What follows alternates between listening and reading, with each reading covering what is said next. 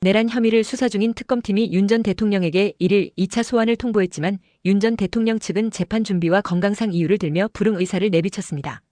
특검은 한 차례 조사 시점을 변경했음에도 불응할 경우 추가 기일 변경은 없다며 오늘 출석하지 않으면 즉각 재소환을 통보하고 3차 소환에도 불응 시 체포영장, 재청구 등 강제 수사에 나설 수 있음을 강하게 경고했습니다.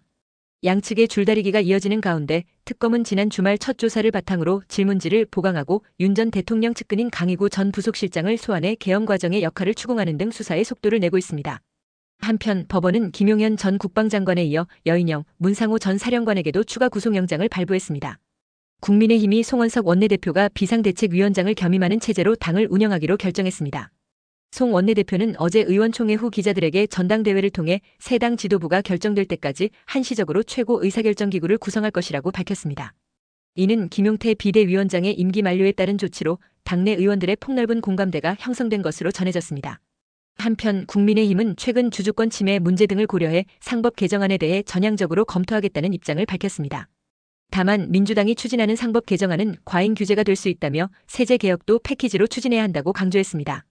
이재명 대통령이 취임 한 달째를 맞는 3일 첫 기자회견을 열고 국정 운영 구상을 밝힙니다.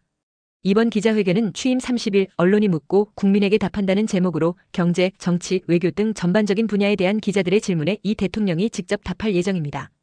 특히 역대 대통령들이 취임 100일을 전후에 첫 회견을 가졌던 것과 비교하면 2배 이상 빠른 시점으로 이 대통령의 적극적인 소통 의지가 반영된 것으로 풀이됩니다. 대통령실은 이번 회견을 통해 국정 현안에 대한 대통령의 분명한 입장을 밝히고 국민과의 접점을 넓히는 계기가 될 것으로 기대하고 있습니다.